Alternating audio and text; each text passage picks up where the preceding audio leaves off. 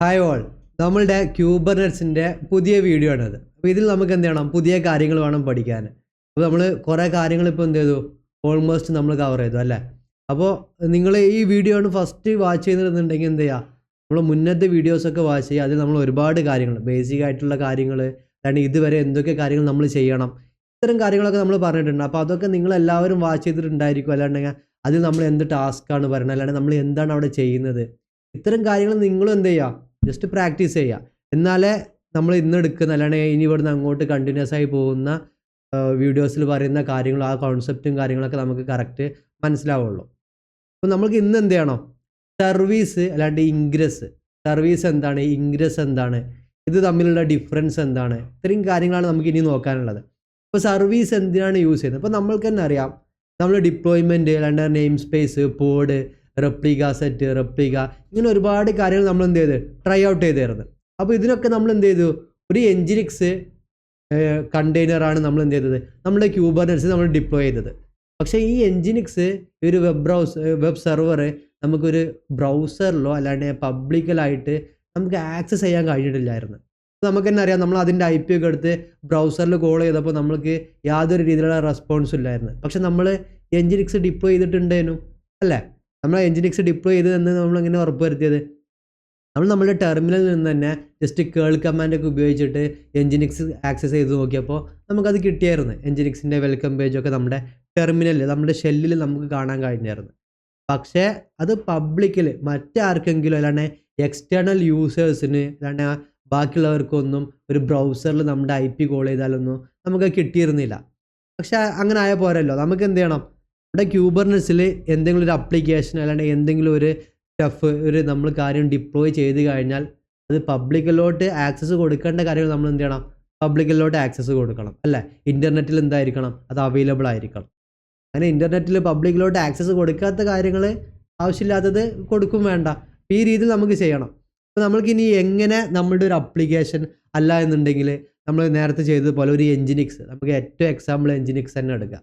എൻജിനിക്സ് നമുക്ക് എങ്ങനെ അത് പബ്ലിക്കിലോട്ട് ആക്സസിബിൾ ആക്കാം അല്ലാണ്ട് പബ്ലിക്കലി അവൈലബിൾ ആക്കാം എന്നുള്ള കാര്യമാണ് നോക്കാൻ. അപ്പോൾ അതിന് നമ്മൾ ഇവിടെ സ്ക്രീനിൽ കാണാം, നമ്മൾ ഓൾറെഡി എന്ത് ചെയ്തായിരുന്നു, ഒരുപാട് മുന്നേ, ഇതിൻ്റെയൊക്കെ മുന്നത്തെ സെഷനിൽ നമ്മൾ ജസ്റ്റ് ഒരു അനലോഗിയൊക്കെ വരച്ച് നോക്കിയായിരുന്നു അല്ലേ. പോഡിൻ്റെ മുകളിലുള്ള അബ്സ്ട്രാക്ഷൻ ലെയറാണ് എന്ത്, ഡിപ്ലോയ്മെൻറ്റ് എന്ന് പറയുന്നത്. അതുപോലെ തന്നെ മറ്റൊരു ക്യൂബർനെറ്റ്സ് ഒബ്ജക്റ്റ് അല്ലാണ്ട് കോമ്പോണൻ്റ് ആണ് എന്ത്, ഒരു ഒബ്ജക്റ്റാണ്, ഒരു റിസോഴ്സാണ് എന്ത്, സർവീസ് എന്ന് പറയുന്നത്. ഓക്കെ, അപ്പോൾ സർവീസ് എന്തിനാന്നൊക്കെ അന്ന് തന്നെ നമ്മൾ ചെറിയ രീതിയിൽ വളരെ ലൈറ്റായിട്ട് നമ്മൾ പറഞ്ഞായിരുന്നു. സർവീസ് എന്ന് പറയുന്ന റിസോഴ്സ് പുറത്ത് നിന്നുള്ള അല്ലാണ്ട് എക്സ്റ്റേണൽ യൂസേഴ്സിന്, ഇതൊക്കെ എന്താണ്, എക്സ്റ്റേണൽ യൂസേഴ്സാണ് അല്ലേ. എക്സ്റ്റേണൽ യൂസേഴ്സ് എന്ന് പറഞ്ഞു കഴിഞ്ഞാൽ നമ്മളെ പോലത്തെ പുറത്തുനിന്ന് ആക്സസ് ചെയ്യാൻ, ആപ്ലിക്കേഷൻ ആക്സസ് ചെയ്യാൻ ഉദ്ദേശിക്കുന്ന യൂസേഴ്സ് അല്ലേ. അപ്പോൾ എക്സ്റ്റേണൽ യൂസേഴ്സിന് എന്തായിരിക്കണം, അവൈലബിൾ ആയിരിക്കണം. അപ്പോൾ അങ്ങനെ അവൈലബിൾ ആക്കാൻ വേണ്ടി നമ്മൾ യൂസ് ചെയ്യുന്ന ഒരു ക്യൂബർനെറ്റ്സ് ഒബ്ജക്റ്റ് അല്ലാണ്ട് ക്യൂബർനെറ്റ്സ് റിസോഴ്സാണ് എന്ത്, സർവീസ് എന്ന് പറയുന്നത്. അപ്പോൾ ഈ സർവീസ് നമ്മൾ ഇതുവരെ ക്രിയേറ്റ് ചെയ്തിട്ടില്ല അല്ലേ. നമ്മൾ ഡിപ്ലോയ്മെൻറ്റും പോഡും കാര്യങ്ങളൊക്കെ ക്രിയേറ്റ് ചെയ്തിട്ടുണ്ടെങ്കിൽ പോലും സർവീസ് എങ്ങനെയെന്ന് നമ്മൾ ക്രിയേറ്റ് ചെയ്തിട്ടില്ല. കൂടുതൽ കോംപ്ലിക്കേറ്റഡ് ആയിട്ടുള്ള കാര്യമൊന്നുമല്ല. നമ്മൾ എങ്ങനെയാണോ ഡിപ്ലോയ്മെൻറ്റും മറ്റ് റിസോഴ്സും ഒബ്ജക്റ്റൊക്കെ ക്രിയേറ്റ് ചെയ്ത് സെയിം അതുപോലെ തന്നെ, അതായത് മാനിഫെസ്റ്റ് ഫയൽ നമുക്ക് എന്ത് ചെയ്യേണ്ടി വരും, ക്രിയേറ്റ് ചെയ്യേണ്ടി വരും അല്ലേ. ഞാൻ എന്ത് ചെയ്യുന്നുണ്ട്, നമ്മളുടെ ഡയറക്ടറിയിൽ കയറുന്നുണ്ട്, നമ്മളുടെ സെർവറാണ്. ഓക്കെ, നമ്മൾ ഇതുവരെ വർക്ക് ചെയ്തിരുന്ന നമ്മളുടെ സെർവർ തന്നെ. ഇവിടെ LS അടിച്ച് കഴിഞ്ഞാൽ നമുക്ക് എന്ത് കാണാം, നമ്മൾ ഇതുവരെ ചെയ്ത് നോക്കിയാൽ ക്രോൺ ജോബ് ആണെന്നുണ്ടെങ്കിലും job, deployment, daemon set, name space, replica set, എല്ലാ കാര്യങ്ങളും ഇവിടെ ഉണ്ട്. നമ്മൾ ക്രിയേറ്റ് ചെയ്ത ഓരോ മാനിഫെസ്റ്റ് ഫയൽ നമുക്കിവിടെ കാണാം. ഇതുപോലെ തന്നെ വേണം നമ്മൾ എന്ത് ചെയ്യാൻ, സർവീസ് ക്രിയേറ്റ് ചെയ്യാനും. നമ്മൾ പറഞ്ഞിട്ടുണ്ട് ക്യൂബർനെറ്റ്സിൽ ഏതോ ഒബ്ജക്റ്റ് റിസോഴ്സ് എല്ലാത്തിനും നമ്മൾ എന്ത് ചെയ്യുക, കംപ്ലീറ്റ് നമ്മൾ മാനിഫെസ്റ്റ് കാര്യങ്ങളാണ് ക്രിയേറ്റ് ചെയ്യുന്നത് അല്ലേ. നമുക്ക് സർവീസ് ക്രിയേറ്റ് ചെയ്യണം. പക്ഷേ ഈ സർവീസ് എന്തിന് ക്രിയേറ്റ് ചെയ്യണം, എവിടെ ക്രിയേറ്റ് ചെയ്യണം, എങ്ങനെ ക്രിയേറ്റ് ചെയ്യണം, ഇത്രയും കാര്യങ്ങളൊക്കെ വേണം അല്ലേ. അല്ലാണ്ട് എന്തിനാണ് സർവീസ് ക്രിയേറ്റ് ചെയ്യുന്നത്, എന്തുകൊണ്ടാണ് നമ്മൾക്ക് ഈ കാര്യങ്ങളൊന്നും സർവീസ് ഇല്ലാതെ പബ്ലിക്കലി അത് അവൈലബിൾ ആവാത്തത്. അപ്പം ഇത്രയും കാര്യങ്ങൾ ആദ്യം ഒന്ന് നോക്കാം. അപ്പം അതിനിവിടെ ഫ്രഷ് ആയിട്ട് ഞാൻ എന്ത് ചെയ്യുന്നുണ്ട്, കോഡ്. നമ്മൾക്കറിയാം നമ്മളുടെ അപ്ലിക്കേഷൻ അല്ലാണ്ട് നമ്മുടെ ഡോക്കർ കണ്ടെയ്നർ ഇത് നമ്മളുടെ പോഡാണ്. അപ്പോൾ ഇതിൻ്റെ അകത്ത് എന്തുണ്ട്, എൻജിനിക്സ് ഉണ്ട് അല്ലേ. എൻജിനിക്സ് ആണ് നമ്മളിപ്പോൾ ഏറ്റവും എക്സാമ്പിളായിട്ട് നമ്മൾ ഇടാൻ പോകുന്നതെന്ന് വിചാരിക്കും. എൻജിനിക്സ് ആണ് നമ്മളുടെ ഈ ഒരു പോഡിൻ്റെ അകത്ത് നമ്മൾ എന്ത് ചെയ്തിട്ടുള്ളത്, ഡിപ്ലോയ് ചെയ്തിട്ടുള്ളത്. ഓക്കെ, അപ്പോൾ ഈ പോഡിൻ്റെ അകത്ത് എന്തുണ്ടായിരിക്കും, എൻജിനിക്സ് ഉണ്ടാവും. നമ്മൾ മുന്നേ പറഞ്ഞായിരുന്നു പോഡ് എന്താണ്, പെട്ടെന്ന് ക്രാഷായി പോകും, അല്ലാന്നുണ്ടെങ്കിൽ എന്തെങ്കിലും ഒരു ഫെയിലോർ സംഭവിച്ചു കഴിഞ്ഞാൽ അതെന്താവും, ഡെഡാവും, എന്നിട്ട് പുതിയ പോഡ് വരും അല്ലേ. ഓട്ടോ ഹീലിങ്ങും കാര്യങ്ങളൊക്കെ നമ്മുടെ ക്യൂബർനെറ്റ്സിലുള്ളതുകൊണ്ട് എന്ത് ചെയ്യും, പുതിയ പോഡ് വരും, പഴയ പോഡിന് പകരം പുതിയ പോഡൊക്കെ വരും. അങ്ങനെ മാറിക്കൊണ്ടേയിരിക്കും. അല്ലാന്നുണ്ടെങ്കിൽ എന്തെങ്കിലും ഒരു റീസ്റ്റാർട്ട് സംഭവിച്ച്, അപ്പോൾ ഇങ്ങനെയുള്ള ഒരുപാട് കേസസ് എവിടെ വരും, പോഡിന് വരും. അപ്പോൾ ഒരു പോഡ് ക്രിയേറ്റ് ആകുമ്പോൾ അതിനെന്തുണ്ടായിരിക്കും, ഒരു IP അഡ്രസ്സ് ഉണ്ടായിരിക്കും. ഒരു IP അഡ്രസ്സ് എന്തുണ്ടായിരിക്കും, ഒരു പോഡിന് ഉണ്ടായിരിക്കും.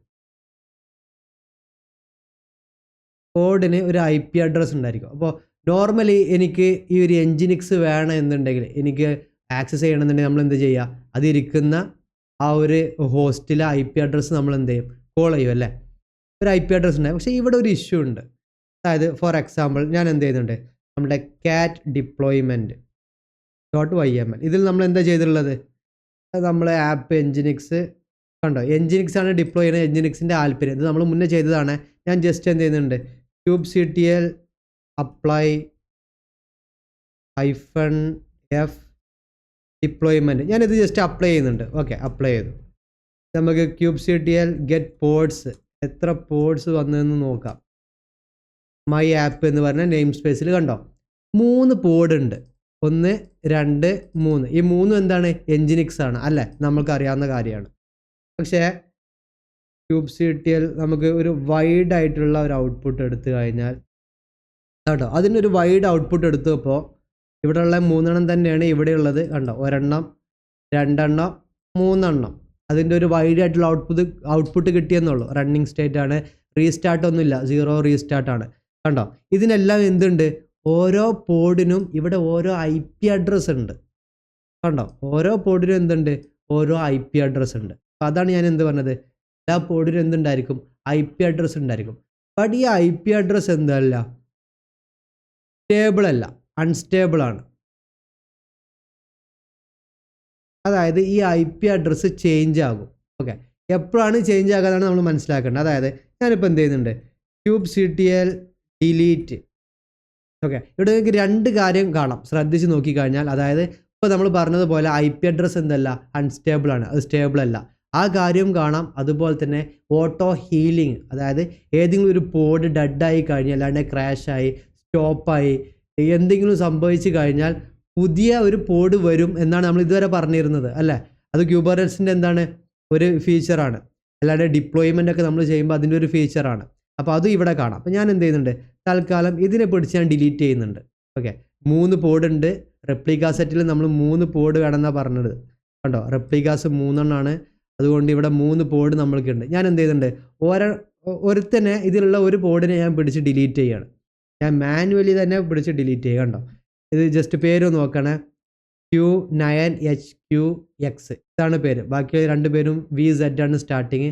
ഞാൻ എന്ത് ചെയ്യുന്നുണ്ട്, ഈ പോഡ് ഞാൻ ഡിലീറ്റ് ചെയ്യാൻ പോഡ് kubectl delete നമ്മളുടെ നെയിം സ്പേസ് ഞാൻ എന്ത് ചെയ്തു, മെൻഷൻ ചെയ്തു, ഡിലീറ്റ് പോഡ്.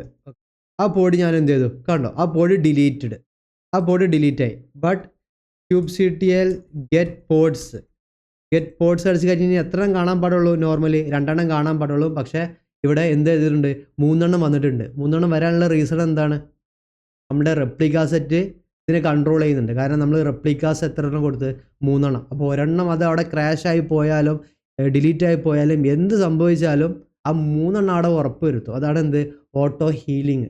1 ഡെഡായി കഴിഞ്ഞാൽ അവന് പകരം പുതിയ ആൾ അവിടെ വരും. ഓക്കെ, എൻജിനിക്സ് തന്നെ പുതിയ ആൾ വന്നു കണ്ടോ.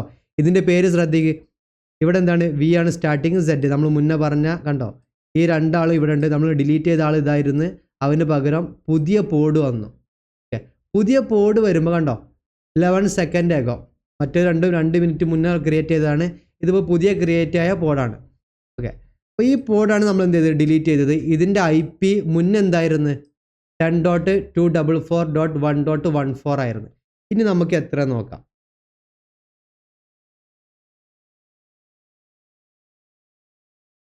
കണ്ടോ 14 ആയിരുന്നു മുന്നേ അതിൻ്റെ IP അഡ്രസ്സ്. ബട്ട് ഇപ്പോൾ എന്തായി, IP അഡ്രസ്സ് ചേഞ്ച് ആയി.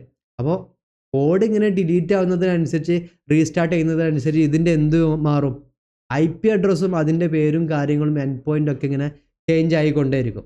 അപ്പോൾ അത് നമ്മൾക്ക് എന്തല്ല, ഒരു ബെസ്റ്റ് വേ അല്ല. അതായത് നമ്മൾക്ക് എന്ത് ചെയ്യേണ്ടി വരും, ഇത് എവിടെയെങ്കിലുമൊക്കെ കോൺഫിഗർ ചെയ്യേണ്ടി വരും. അല്ലാണ്ടെങ്കിൽ ഏതൊരു ഡൊമൈനോ അല്ലാണ്ടെങ്കിൽ ഇൻഗ്രസ്സിലോ ഇൻഗ്രസ് കൺട്രോളോ അങ്ങനെ പല സ്ഥലങ്ങളിലും മേ ബി നമുക്ക് ഇത് എന്ത് ചെയ്യേണ്ടി വരും, കോൾ ചെയ്യേണ്ടി വരും, റീകോളൊക്കെ ചെയ്യേണ്ടി വരും. അപ്പോൾ ഒരു സ്റ്റേബിൾ IP അഡ്രസ്സ് ഇല്ല. അപ്പോൾ നമുക്ക് എന്ത് ചെയ്യണം, ഒരു സ്റ്റേബിൾ IP അഡ്രസ്സ് അവിടെ വരുത്തണം. ഓക്കെ, എന്നാലേ നമുക്ക് എന്ത് ചെയ്യാൻ പറ്റുള്ളൂ, പബ്ലിക്കലി ഇത് അവൈലബിൾ ആക്കാനും ബാക്കി കാര്യങ്ങളൊക്കെ വഴിയുള്ളൂ. അപ്പോൾ ഇങ്ങനെ IP അഡ്രസ്സ് മാറുന്നത് കൊണ്ട് തന്നെ നമുക്ക് എന്ത് ചെയ്യണം, ഈ സർവീസിന് ഒരു പെർമനൻ്റ് ആയിട്ടുള്ള ഒരു IP അഡ്രസ്സ് കൊണ്ടുവരണം. അതാണ് ആക്ച്വലി സർവീസ് എന്ന് പറയുന്നത്. സർവീസിൻ്റെ ഷോർട്ടായിട്ട് നമ്മൾ SVC എന്ന് പറയും. SVC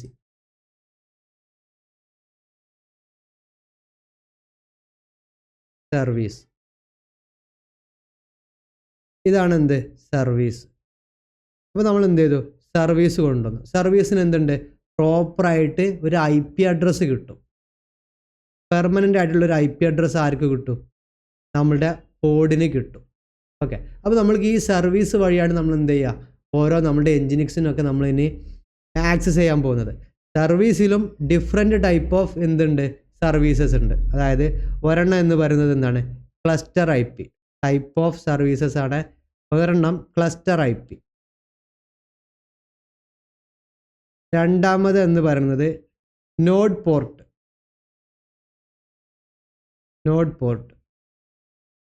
മെയിൻ ആയിട്ടുള്ള മൂന്നെണ്ണമാണ് ഞാൻ പറഞ്ഞത്. മൂന്നാമത് എന്ന് പറയുന്നത് ലോഡ് ബാലൻസർ. ഓക്കെ, അപ്പോൾ 3 ടൈപ്പ് സർവീസ് ഉണ്ട്. അപ്പോൾ സർവീസിൽ ഏത് ടൈപ്പ് വേണം നമ്മൾ ക്രിയേറ്റ് ചെയ്യുക എന്നുള്ളതൊക്കെ നമ്മുടെ റിക്വയർമെൻ്റ് അനുസരിച്ചാണ്.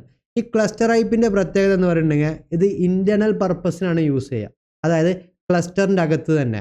ഇപ്പോൾ ഇത് ഒരു ക്ലസ്റ്റർ ആണെന്നുണ്ടെങ്കിൽ ഇതൊരു ക്ലസ്റ്ററാണ്. അപ്പോൾ ഇവിടെ ഒരു പോഡുണ്ട്, ഇവിടെ ഒരു പോഡുണ്ട്.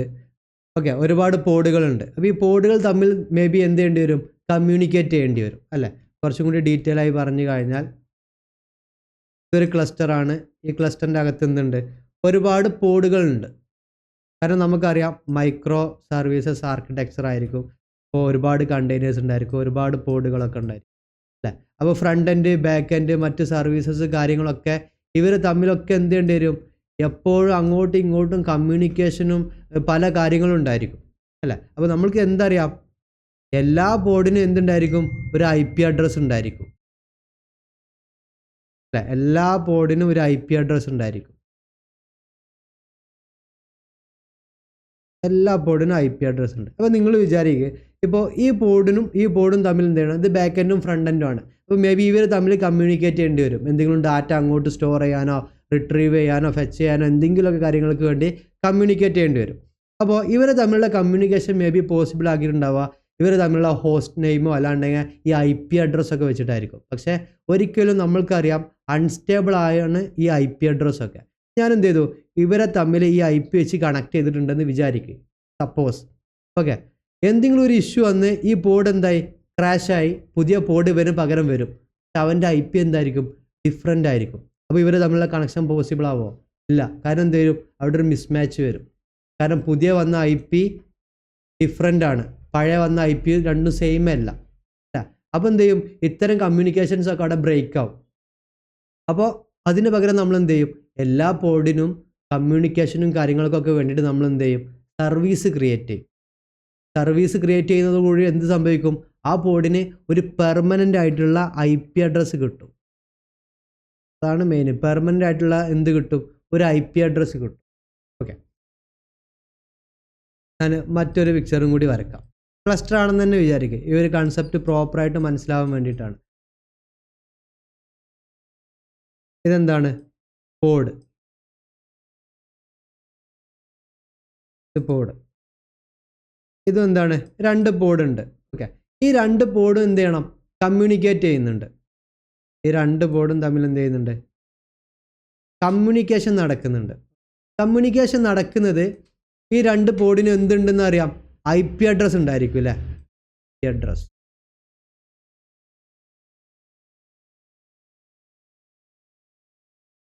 രണ്ട് പോഡിനും IP അഡ്രസ്സ് ഉണ്ടായിരിക്കും. ഓക്കെ, അപ്പോൾ ഈ പോഡും തമ്മിലുള്ള കമ്മ്യൂണിക്കേഷൻ ഇവിടെ പോസിബിൾ ആകുന്നത് ഈ IP അഡ്രസ്സ് ഉപയോഗിച്ചിട്ടാണ് എന്നുണ്ടെങ്കിൽ, ഇൻ കേസ് ഈ പോഡിന് എന്ത് സംഭവിച്ചു, എന്തോ ഒരു ക്രാഷ് വന്നു, അത് ഡെഡായി, അവന് പകരം എന്ത് വന്നു, പുതിയ പോഡ് ഇവിടെ റീപ്ലേസ് ആയി. പഴയ പോഡ് ഡെഡായി, പഴയ പോഡ് എന്തായി, ഡെഡായി, പുതിയ പോഡ് വന്നു. അപ്പോൾ എന്തായിരിക്കും, ഇവിടുത്തെ IP അഡ്രസ്സും പുതിയതായിരിക്കും, ന്യൂ IP അഡ്രസ്സ് ആയിരിക്കും അല്ലേ. അപ്പോൾ ഇവർ തമ്മിലുള്ള കണക്ഷൻ അവിടെ എന്തായി, ബ്രേക്കായി. കാരണം ഈ പോഡിന് പുതിയ വന്ന IP അഡ്രസ്സ് അറിയില്ല, പഴയ IP അഡ്രസ്സ് നോക്കുമ്പോൾ അത് റീച്ച് ആവുന്നുണ്ടാവില്ല അല്ലേ. അപ്പോൾ എന്താ, ഇവിടെ ബ്രേക്ക് ആവും. ഈ ഒരു ഇഷ്യൂ ഒക്കെ ഫിക്സ് ചെയ്യാനാണ് ആര് വരുന്നത്, സർവീസ് വരുന്നത്, SVC സർവീസ്. അപ്പോൾ നമ്മൾ എന്ത് ചെയ്തു, ഈ പോഡിന് ഒരു സർവീസ് അറ്റാച്ച് ചെയ്തു. ഓക്കെ, ഒരു സർവീസ് ക്രിയേറ്റ് ചെയ്തു. സർവീസ് ക്രിയേറ്റ് ചെയ്യുമ്പോൾ എന്ത് സംഭവിക്കുന്നുണ്ട്, അതിന് പ്രോപ്പറായിട്ടുള്ള ഒരു IP അഡ്രസ്സ്, പെർമനൻ്റ് ആയിട്ടുള്ള IP അഡ്രസ്സാണ് അവിടെ വരുന്നത്. ഓക്കെ, അതിനെന്ത് ചെയ്യുന്നുണ്ട്, കളയുന്നുണ്ട്. ഓക്കെ, ഇതുപോലെ നമ്മൾ എന്ത് ചെയ്തു, നമ്മൾക്ക് ആവശ്യമുള്ള കമ്മ്യൂണിക്കേറ്റ് ചെയ്യേണ്ട പോഡിനൊക്കെ നമ്മൾ എന്ത് ചെയ്തു, ഇതുപോലെ സർവീസ് ക്രിയേറ്റ് ചെയ്തു. സർവീസ് ക്രിയേറ്റ് ചെയ്യുമ്പോൾ എന്താണ് ബെനിഫിറ്റ്, എല്ലാ പോഡിനും പെർമനൻ്റ് ആയിട്ടുള്ളൊരു IP അഡ്രസ്സ് കിട്ടും. ഇനി ഇവിടെയാണ് ഒരു ട്വിസ്റ്റ് വരുന്നത്. ഇനി നമ്മൾ മുന്നേ പറഞ്ഞതുപോലെ ഈ ഒരു പോഡ്, ഇപ്പോൾ ഇവിടെ ഇരിക്കുന്ന ഈ ഒരു പോഡ് ഡെഡായി, പുതിയ പോഡ് വന്ന്, അപ്പോൾ ഡെഫിനറ്റ്ലി നമുക്കറിയാം പോഡിൻ്റെ IP അഡ്രസ്സ് മാറിക്കൊണ്ടേയിരിക്കും, അങ്ങോട്ടും ഇങ്ങോട്ടൊക്കെ എന്ത് ചെയ്യും, പുതിയ IPs ഇങ്ങനെ വരും. പക്ഷേ സർവീസിൻ്റെ IP അഡ്രസ്സ് ഒരിക്കലും എന്താകത്തില്ല, ചേഞ്ച് ആകത്തില്ല. ഓക്കെ, ഇതിന് ഇവർ തമ്മിൽ എന്തായിരിക്കും, കണക്റ്റഡ് ആയിരിക്കും. ഉണ്ടോ, ഇവർ തമ്മിൽ എന്തായിരിക്കും, ലാബിൽ വഴി, നമുക്ക് ലാബിലും സെലക്ടറൊക്കെ അറിയാം അല്ലേ, ഈ ലാബിലും സെലക്ടറും വഴി ഇവർ എപ്പോഴും എന്തായിരിക്കും, ഒരു ബോണ്ട് ഉണ്ടായിരിക്കും. ഓക്കെ, അതുകൊണ്ട് ഇവിടെ ഇനി ഏത് പുതിയ പോഡ് വന്നു കഴിഞ്ഞാലും സർവീസിൻ്റെ IP അഡ്രസ്സ് സെയിം ആയിരിക്കും. പക്ഷേ പോഡിൻ്റെ IP മാറാതിരിക്കുക എന്തോ ആയിക്കോട്ടെ, എന്തായാലും ഡെഫിനറ്റ്ലി മാറും. പക്ഷെ അത് നമുക്ക് ബാധകമല്ല. അപ്പോൾ നമ്മൾ ഇത്തരം കമ്മ്യൂണിക്കേഷൻസ് ഒക്കെ പോസിബിൾ ആക്കുന്നത് ഇനി ഏത് വഴിയായിരിക്കും, ഈ സർവീസ് വഴിയായിരിക്കും. ഓക്കെ, കാരണം എന്താണ്, നമുക്കറിയാം സർവീസ് വഴി ചെയ്യുന്നതാണ് ഇനി എന്ത് ബെറ്റർ എന്ന് അല്ല, സർവീസ് വഴിയായിരിക്കും. സർവീസ് വഴിയാണ് നമ്മൾ എന്ത് ചെയ്യുക, കമ്മ്യൂണിക്കേഷൻ പോസിബിൾ ആക്കുക. അപ്പോൾ നമ്മൾ എന്ത് ചെയ്തു, അവിടെ വരാനിരിക്കുന്ന ഒരു ഇഷ്യൂ നമ്മൾ മുൻകൂട്ടി സോൾവ് ചെയ്തു. കാരണം മുന്നേ സോൾവ് ചെയ്ത് നമ്മൾ എന്ത് ചെയ്തു, അവിടെ സർവീസ് കൊണ്ടുവന്നു. അപ്പോൾ ഇതെന്താണ്, ഇൻറ്റേർണൽ, അതായത് ക്ലസ്റ്ററിൻ്റെ അകത്തുള്ള പോഡുകൾ തമ്മിലുള്ള കമ്മ്യൂണിക്കേഷനാണ്. അപ്പോൾ ഇവിടെയൊക്കെ നമ്മൾ നോർമലി യൂസ് ചെയ്യുന്ന ഒരു സർവീസാണ് എന്ത്, ക്ലസ്റ്റർ IP എന്ന് പറയുന്നത്. അപ്പോൾ ഇങ്ങനെ ഇൻറ്റേർണലി കണക്ഷന് അല്ലാണ്ട് കമ്മ്യൂണിക്കേഷനൊക്കെ പോസിബിൾ ആക്കാൻ നമ്മൾ ക്രിയേറ്റ് ചെയ്യുന്ന സർവീസാണ് എന്ത്, ക്ലസ്റ്റർ IP. Cluster IP. ഇനി ഇതെന്താണ്, ഇത് നമ്മളുടെ ഡാറ്റാബേസ് ആണെന്ന് വിചാരിക്കും. ഇത് നമ്മളുടെ ഡാറ്റാബേസ് ആണ്, ഇത് നമ്മുടെ അപ്ലിക്കേഷൻ്റെ പോഡാണ്. ഡാറ്റാബേസ് നോർമലി നമുക്ക് ഔട്ട്സൈഡിലുള്ള അല്ലെങ്കിൽ എക്സ്റ്റേണൽ യൂസേഴ്സിനൊന്നും യൂസ് ചെയ്യേണ്ട ആവശ്യമില്ല അല്ല, അത് ഇൻറ്റേർണൽ കണക്ഷന് മാത്രം മതി. പക്ഷേ അപ്ലിക്കേഷൻ എന്ത് വരും, ഔട്ട്സൈഡിലുള്ള യൂസേഴ്സിന് ആക്സസ് ചെയ്യേണ്ടി വരും. അതായത് യൂസേഴ്സ് ഉണ്ടായിരിക്കും, ഇത്തരം യൂസേഴ്സിന് എന്ത് ചെയ്യണം, നമ്മുടെ അപ്ലിക്കേഷനെ ആക്സസ് ചെയ്യണം. പുറത്ത് ഒരുപാട് യൂസേഴ്സ് ഉണ്ടായിരിക്കും, അവർക്കൊക്കെ നമ്മുടെ അപ്ലിക്കേഷനെ ആക്സസ് ചെയ്യണം. അപ്പോൾ നമ്മൾ എന്ത് ചെയ്യണം, പബ്ലിക്കലി അവൈലബിൾ ആക്കണം. ഇത്തരത്തിൽ പബ്ലിക്കലി അവൈലബിൾ ആക്കണമെങ്കിൽ നമ്മൾ എന്ത് ചെയ്യും, സർവീസ് ക്രിയേറ്റ് ചെയ്യും. അങ്ങനത്തെ നമ്മൾ ക്രിയേറ്റ് ചെയ്യുന്ന സർവീസിനാണ് നമ്മൾ എന്ത് പറയുക, നോഡ് പോർട്ട് എന്ന് പറയാം. നോഡ് പോർട്ട് അതായത് നമ്മൾക്ക് നമ്മുടെ സർവീസ് അല്ലെങ്കിൽ നമ്മുടെ പോഡിനെ എക്സ്റ്റേണലി എക്സ്പോസ് ചെയ്യണമെന്നുണ്ടെങ്കിൽ, എക്സ്റ്റേണലി എക്സ്പോസ് ചെയ്യാൻ നമ്മൾ ക്രിയേറ്റ് ചെയ്യുന്ന സർവീസ് ടൈപ്പാണ് എന്ത്, നോഡ് പോർട്ട് എന്ന് പറയുന്നത്. ഇൻറ്റേർണലി ഇത്തരത്തിലുള്ള കമ്മ്യൂണിക്കേഷനൊക്കെ വേണ്ടി നമ്മൾ ക്രിയേറ്റ് ചെയ്യുന്നതാണ് എന്ത്, ക്ലസ്റ്റർ IP എന്ന് പറയുന്നത്. ഇതെല്ലാം എന്ത് ചെയ്യുക, ജസ്റ്റ് മനസ്സിലാക്കി വെക്കുക. ഇത് കഴിഞ്ഞിട്ട് നമ്മൾ ഇത് വെച്ചിട്ട് ചെറിയ ഡെമോ ചെയ്യും. അതുപോലെ തന്നെ നമുക്ക് ചെറിയ മിനി പ്രൊജക്റ്റും വലിയ പ്രൊജക്റ്റും കാര്യങ്ങളൊക്കെ ചെയ്യുമ്പോൾ ഇത് കംപ്ലീറ്റ് ആയിട്ട് ഒരു ക്ലാരിറ്റി വരും. ഓക്കെ, ഇപ്പോൾ നോഡ് പോർട്ടും ക്ലസ്റ്റർ IP മനസ്സിലാക്കുക. പിന്നെ നമ്മൾ ക്ലൗഡ് എൻഡിൽ, അതായത് EKS അല്ലാണ്ട് AKS ഇവിടെയൊക്കെ ക്യൂബർനെറ്റ്സിലൊക്കെ വർക്ക് ചെയ്യുമ്പോൾ അല്ലാണ്ട് അവിടെ നമുക്ക് ഇംപ്ലിമെൻറ്റ് ചെയ്യാൻ പറ്റുന്നതാണ് എന്ത്, load balancer service type. Load ബാലൻസറിൻ്റെ ആവശ്യം നമുക്ക് ഇപ്പോൾ ഇല്ല, കാരണം നമ്മളിപ്പോൾ എന്താ ചെയ്യുന്നത്, നോർമലി നമ്മുടെ കൈൻഡ് ക്ലസ്റ്ററിൽ അല്ലാണ്ട് EC2-ലൊക്കെയാണ് ചെയ്യുന്നത്. പക്ഷേ നമ്മൾ ക്ലൗഡ് എൻഡിലൊക്കെ ചെയ്യുമ്പോൾ നമുക്ക് ലോഡ് ബാലൻസർ എന്ന് പറയുന്ന ഒരു സർവീസ് ടൈപ്പും ക്രിയേറ്റ് ചെയ്യാൻ പറ്റും. ഓക്കെ, അപ്പോൾ ക്ലസ്റ്റർ IP മനസ്സിലാക്കുക, നോഡ് പോർട്ടും മനസ്സിലാക്കുക. ഇനി നമുക്ക് എന്ത് ചെയ്യാം, സർവീസ് ക്രിയേറ്റ് ചെയ്ത് നോക്കാം. ഇപ്പോൾ for example kubectl get pod -n my app. നമ്മളുടെ നെയിം സ്പേസിൽ എന്തുണ്ട്, 3 പോഡ് റണ്ണിങ് ആണല്ലേ. നമ്മൾക്കറിയാം ഈ പോഡ് നമുക്ക് എവിടെ ആക്സസിബിൾ അല്ല, നമുക്ക് ബ്രൗസറിൽ അവൈലബിൾ അല്ല. കാരണം എന്താ, നമ്മൾ ഇതിന് സർവീസ് ക്രിയേറ്റ് ചെയ്തിട്ട് ഇവിടെ പറഞ്ഞതുപോലെ പുറത്തുള്ള യൂസേഴ്സിന് സർവീസ് ക്രിയേറ്റ് ചെയ്തിട്ട് പുറത്തുള്ള യൂസേഴ്സിന് അവൈലബിൾ ആക്കിയിട്ടില്ല. നമ്മൾ എന്ത് ചെയ്യണം, പുറത്തുള്ള യൂസേഴ്സിന് ഇതുപോലെ അവൈലബിൾ ആക്കണം. അങ്ങനെ നമ്മൾ അവൈലബിൾ ആക്കിയിട്ടില്ല. അങ്ങനെ അവൈലബിൾ ആക്കാൻ എന്ത് വേണം, സർവീസ് വേണം. സർവീസ് ക്രിയേറ്റ് ചെയ്യാത്തത് കൊണ്ടാണ് ആവാത്തത്. ഓക്കെ,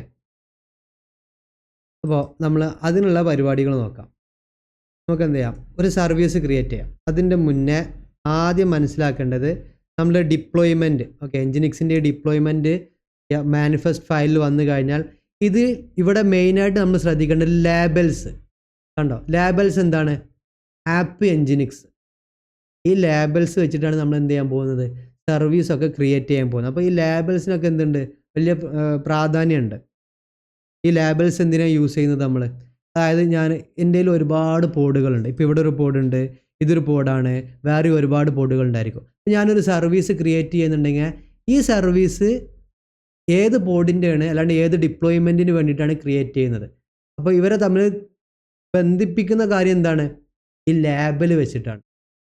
ഇതിൻ്റെ ലേബൽ തന്നെയാണ് ഇതിനും ഉണ്ടെന്നുണ്ടെങ്കിൽ ഇത് തമ്മിൽ എന്തായിരിക്കും, കണക്റ്റഡ് ആയിരിക്കും. അതായത് ഈ സർവീസ് ഈ ഡിപ്ലോയ്മെൻറ്റിൻ്റെ ആയിരിക്കും. ഓക്കെ, അപ്പോൾ നമുക്കറിയാം നമ്മളുടെ ഡിപ്ലോയ്മെൻറ്റ് cat deployment.yml വന്നു കഴിഞ്ഞാൽ നമ്മളുടെ എൻജിനിക്സിൻ്റെ ലേബൽ എന്താണ്, ആപ്പ് എൻജിനിക്സ് എന്നാണ് അല്ലേ. അതുകൊണ്ട് തന്നെ ഞാൻ ജസ്റ്റ് service.yml നമുക്ക് എന്ത് ചെയ്യാം, API വെർഷൻ v1 കൈൻഡ് എന്ത് ചെയ്യണം, കൈൻഡ് നമുക്കറിയാം സർവീസ് നമ്മൾ ക്രിയേറ്റ് ചെയ്യുന്ന എന്താണ്, സർവീസ് ആണല്ലേ. ഫസ്റ്റ് നമ്മൾ എന്ത് ചെയ്യണം, മെറ്റാഡാറ്റ. അതായത് ആ സർവീസിന് നമുക്ക് എന്ത് ചെയ്യാം, ഒരു പേര് കാര്യങ്ങളൊക്കെ കൊടുക്കാം. നമുക്ക് വേണമെന്നുണ്ടെങ്കിൽ എൻജിനിക്സ് സർവീസ് എന്ന് തന്നെ കൊടുക്കാം, എൻജിനിക്സ് XVC എൻജിനിക്സ് സർവീസ്. അത് ഏത് നെയിം സ്പേസിൽ വേണം, നമ്മുടെ മൈ ആപ്പ് എന്ന് പറയുന്ന നമ്മുടെ നെയിം സ്പേസിൽ തന്നെ വേണം അല്ലേ. അടുത്തത് എന്ത് ചെയ്യണം, സ്പെക്ക്. ഇതിൽ ലാബിൽ കാര്യങ്ങൾ കൊടുക്കാനുണ്ട്. നമുക്ക് എന്ത് ചെയ്യാം, ഡോക്യുമെൻറ്റേഷൻ നോക്കാം. കുബർനെറ്റ്സ് സർവീസ്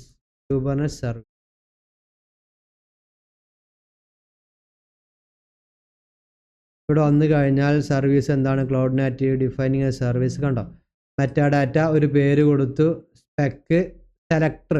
കണ്ടോ, സെലക്ടർ ഉപയോഗിക്കണം അവിടെ. സ്പെക്കിൽ നമുക്ക് എന്ത് ചെയ്യാം, സ്പെക്ക് സെലക്ടറിൻ്റെ താഴെ നമ്മൾ എന്താ കൊടുക്കേണ്ടത്, നമ്മളുടെ ഡിപ്ലോയ്മെൻറ്റിൻ്റെ ഏത് ഡിപ്ലോയ്മെൻറ്റ് വേണ്ടിയിട്ടാണ് ഈ സർവീസ് ക്രിയേറ്റ് ചെയ്യുന്നത് ആ ഡിപ്ലോയ്മെൻറ്റിൻ്റെ ലാബിൽ കൊടുക്കണം. നമുക്ക് എന്തായിരുന്നു, ആപ്പ് എൻജിനിക്സ്. കണ്ടോ, അപ്പോൾ ഈ സർവീസ് എന്ത് ചെയ്യും, ആപ്പ് എൻജിനിക്സ് എന്ന് പറയുന്ന ഡിപ്ലോയ്മെൻറ്റ് ഏതാണോ അതുമായിട്ട് എന്ത് ചെയ്യും, കണക്ട് ചെയ്യും. ഓക്കെ, അപ്പോൾ ആപ്പ് എൻജിനിക്സ് എന്ന് കൊടുത്തു. നെക്സ്റ്റ് എന്ത് കൊടുക്കണം, അതിൻ്റെ പോർട്ട് കാര്യങ്ങളൊക്കെയാണ്, പ്രോട്ടോക്കോള്, പോർട്ട്, ടാർഗറ്റ് ഗ്രൂപ്പ് കാര്യങ്ങളൊക്കെ. പോർട്സ് അതിൽ നമുക്ക് ആദ്യം എന്ത് ചെയ്യാം, പ്രോട്ടോക്കോൾ TCP അല്ല, പ്രോട്ടോക്കോൾ TCP എന്ന് കൊടുത്ത് പോർട്ട്, അതായത് നമ്മുടെ ഈ സർവീസിൻ്റെ പോർട്ടാണ് ഫസ്റ്റ് ഇവിടെ കൊടുക്കുന്നത്. ഞാനിവിടെ 80 കൊടുത്ത്. ഓക്കെ, നെക്സ്റ്റ് ഞാൻ കൊടുക്കേണ്ടത് ടാർഗറ്റ് പോർട്ട് ഞാൻ എന്താ കൊടുക്കുന്നത്, 80 ആണ് കൊടുക്കുന്നത്. അപ്പോൾ പോർട്ടും ടാർഗറ്റ് പോർട്ടും തമ്മിൽ കൺഫ്യൂസ്ഡ് ആവേണ്ട, ഞാൻ പറഞ്ഞുതരാം. അതായത് പോർട്ട്, ടാർഗറ്റ് പോർട്ട്, പ്രോട്ടോക്കോൾ, ഇത്രയും കാര്യങ്ങളാണ് നമ്മൾ കൊടുത്ത്. ഞാൻ എന്ത് ചെയ്യുന്നുണ്ട്, ജസ്റ്റ് സേവ് ചെയ്യുന്നുണ്ട്. ടാർഗറ്റ് പോർട്ടും നമ്മളുടെ പോർട്ട് തമ്മിൽ കൺഫ്യൂഷൻ ഉണ്ടെന്നുണ്ടെങ്കിൽ ഞാൻ ജസ്റ്റ് പറഞ്ഞുതരാം. നമ്മളിവിടെ എന്തൊക്കെ കാര്യങ്ങൾ എന്തിനാണ് ചെയ്യുന്നത്, നമ്മൾക്കറിയാം ഒരു യൂസറിന് എന്തായിരിക്കണം, നമ്മുടെ കണ്ടെയ്നർ അല്ലെങ്കിൽ നമ്മുടെ അപ്ലിക്കേഷൻ അവൈലബിൾ ആയിരിക്കണം അല്ലേ. ഇതൊരു യൂസറാണ്, പുള്ളിക്ക് എന്ത് ചെയ്യണം, പുള്ളിയുടെ ഒരു ബ്രൗസറിൽ എന്തായിരിക്കണം, കാര്യങ്ങൾ കിട്ടണം അല്ലേ. ഇത് പുള്ളിയുടെ ബ്രൗസറാണ്. പുള്ളിയുടെ ബ്രൗസറിൽ എന്ത് ചെയ്യണം, എന്താണോ ഉദ്ദേശിക്കുന്നത്. ഇപ്പോൾ നമ്മൾക്ക് നമ്മുടെ എൻജിനിക്സ് എന്നറിയാം അല്ലേ, എൻജിനിക്സ് എന്തായിരിക്കണം, അവൈലബിൾ ആയിരിക്കണം. അപ്പോൾ എന്ത് ചെയ്യുക, ഇത് നമ്മളുടെ ക്ലസ്റ്റർ. ക്ലസ്റ്ററിൽ നമ്മൾ ഇപ്പോൾ ക്രിയേറ്റ് ചെയ്ത നമ്മുടെ ഒരു സിനാരിയോ തന്നെ ജസ്റ്റ് ചിന്തിക്കുക. നമ്മൾ എന്ത് ചെയ്തു, നമ്മുടെ ഡിപ്ലോയ്മെൻ്റ് അല്ലെ ഒരു പോഡ് ഉണ്ട് അല്ലേ, എൻജിനിക്സിൻ്റെ പോഡ് ഉണ്ട്. എൻജിനിക്സിൻ്റെ പോഡ് ഉണ്ട്. നമുക്ക് എന്താ അറിയാം, ഈ പോഡിന് ഇപ്പോൾ ഒരു IP അഡ്രസ്സ് ഉണ്ട് അല്ലേ. പക്ഷെ ആ IP അഡ്രസ്സ് കൊണ്ട് നമുക്ക് വലിയ ഉപകാരമൊന്നുമില്ല. ഇപ്പോൾ x.x.x.x എന്ന് പറയുന്ന ഒരു IP അഡ്രസ്സ് ഉണ്ട്. ഈ IP അഡ്രസ്സ് ആർക്കും അറിയാം, നമ്മുടെ യൂസറിനും അറിയാമെന്ന് വിചാരിക്കുക. ഒരിക്കലും അറിയില്ല, ഞാൻ ഒരു സിനാരിയോ മനസ്സിലാകാൻ വേണ്ടി പറയാണ്, അറിയാമെന്ന് വിചാരിക്കുക. ഓക്കെ, അപ്പോൾ പുള്ളി എപ്പോഴും നമ്മുടെ എൻജിനിക്സ് പുള്ളിയുടെ ബ്രൗസറിൽ ആക്സസ് ചെയ്യാവുന്നത് ഈ x.x.x. ബ്രൗസറിൽ കോൾ ചെയ്തിട്ടാണ് അല്ലേ.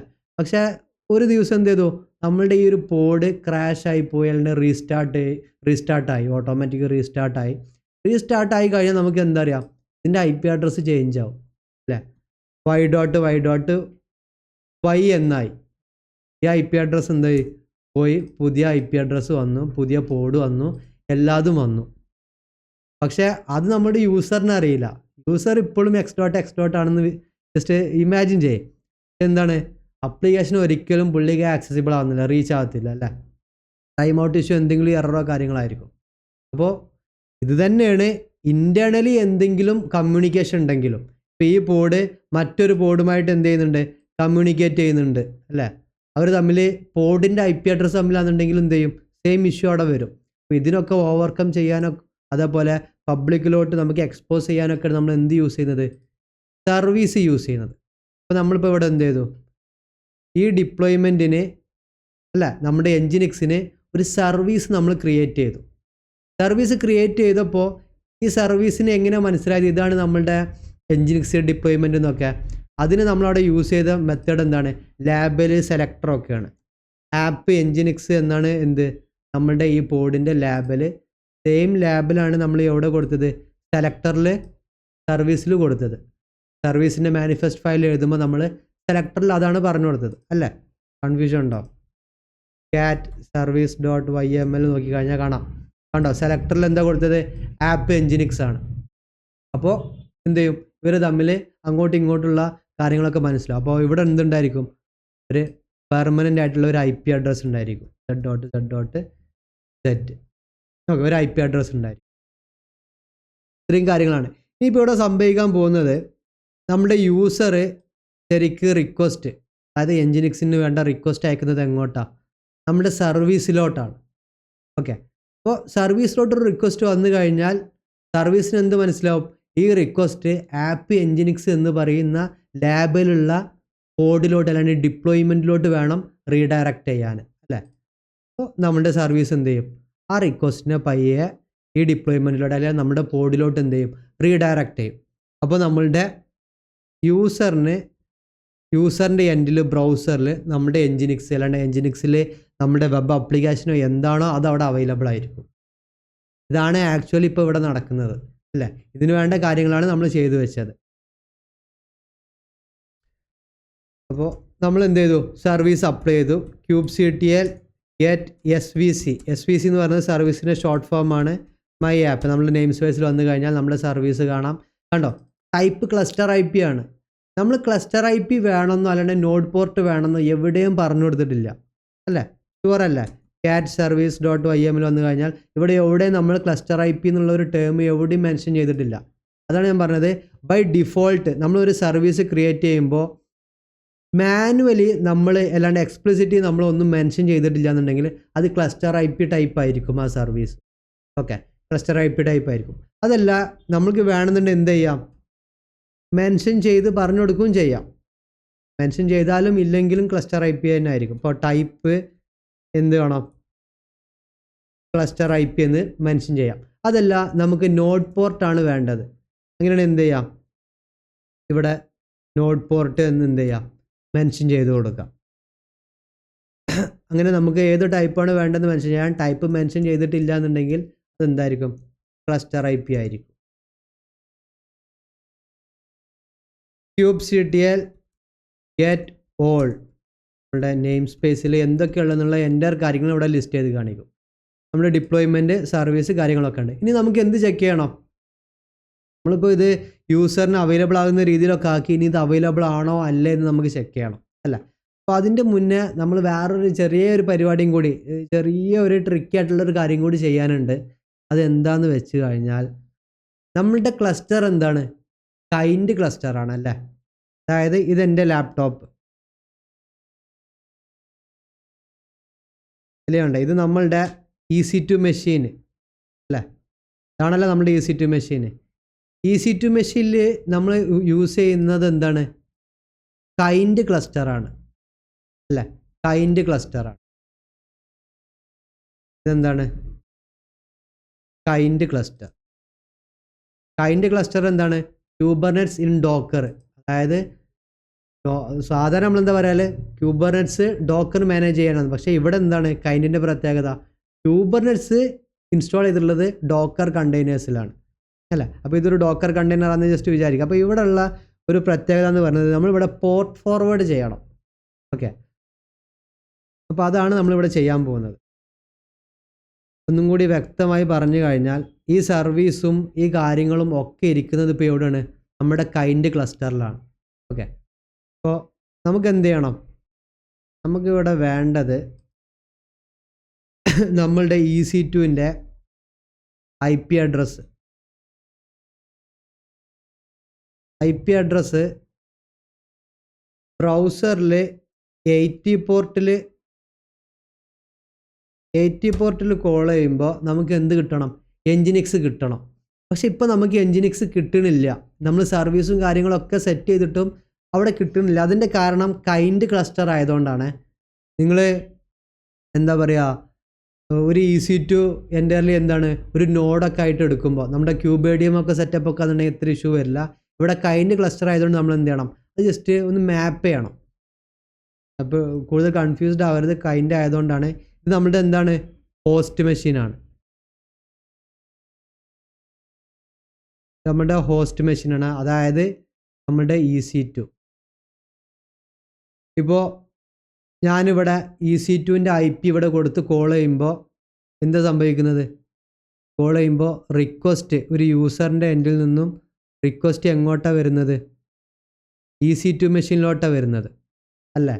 പക്ഷേ EC2 മെഷീൻ്റെ അകത്ത് കൈൻഡാണ് നമ്മുടെ ക്ലസ്റ്റർ. അപ്പോൾ ഈ വരുന്ന റിക്വസ്റ്റ് എന്ത് ചെയ്യണം? ക്ലസ്റ്ററിൻ്റെ അകത്തോട്ട് വരാനുള്ള ഒരു സെറ്റപ്പ് നമ്മൾ ചെയ്യണം. നോർമലി നമ്മൾ നേരത്തെ പറഞ്ഞതാണ്, പ്രൊഡക്ഷനിലൊന്നും നമ്മൾ കൈൻഡ് ഒന്നും യൂസ് ചെയ്യില്ല. നമ്മളുടെ എൻ്റർ ഒരു EC2 ഒക്കെ ആയിരിക്കും മേ ബി എന്ത് നമ്മളുടെ നോഡ്. അപ്പോൾ അങ്ങനത്തെ സിറ്റുവേഷനിലൊന്നും നമുക്ക് ഈ ഒരു പോർട്ട് ഫോർവേഡ് ചെയ്യേണ്ട കാര്യങ്ങളൊന്നും വരില്ല. അപ്പോൾ ഇവിടെ ഞാൻ എന്ത് ചെയ്യുന്നുണ്ട്? പോർട്ട് ഫോർവേഡ് ചെയ്യുന്നത്, അതായത് ഇവിടുത്തെ സർവീസിനെയും നമ്മൾ ഇതും കൂടി ജസ്റ്റ് ഒന്ന് മാപ്പ് ചെയ്യുന്നുണ്ട്. മാപ്പ് ചെയ്യാൻ kubectl പോർട്ട് ഫോർവേഡ് ക്യാപിറ്റലായി kubectl പോർട്ട് ഫോർവേഡ്, അതായത് പോർട്ട് എന്ത് ചെയ്യണം? ഫോർവേഡ് ചെയ്യണം. നമ്മളുടെ സർവീസ് SVC സർവീസ് എന്താണ്? എൻജിനിക്സ് XVC നമ്മൾ എന്ത് ചെയ്യുന്നു? പോർട്ട് ഫോർവേഡ് ചെയ്യുന്നുണ്ട്. നമുക്ക് എന്ത് ചെയ്യാം? 8080, അതായത് ഫസ്റ്റത്തെ 80 എന്ന് പറയുന്നത് നമ്മുടെ EC2ൻ്റെ അല്ലാണ്ട് നമ്മുടെ ഹോസ്റ്റ് മെഷീൻ്റെ പോർട്ടാണ്. സെക്കൻഡ് 80 എന്ന് പറയുന്നത് നമ്മുടെ സർവീസിൻ്റെ പോർട്ടാണ്. 8080ന് ഞാൻ എന്ത് ചെയ്യുന്നത്? മാപ്പ് ചെയ്യുന്നത്. മൈ ആപ്പ് നമ്മുടെ നെയിം സ്പേസ് പറഞ്ഞു കൊടുക്കുന്നുണ്ട്. ഇവിടെ address internet. Okay, permission denied sudo കൊടുക്കുന്നുണ്ട്. By address already in use. 8080 എന്ന് പറയുന്നത് ഓൾറെഡി യൂസ്ഡ് ആണെന്നാണ് പറയുന്നത്.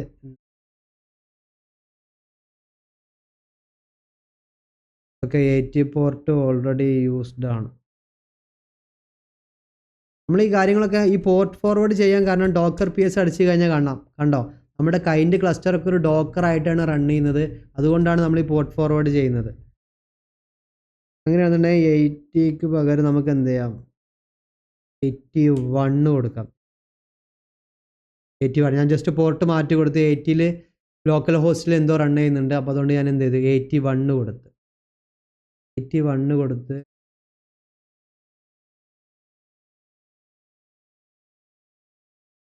Welcome to എൻജിനിക്സ്. കണ്ടോ എൻജിനിക്സ് ഇപ്പോൾ എന്തായി നമ്മൾക്ക് ബ്രൗസറിൽ അവൈലബിൾ ആയി.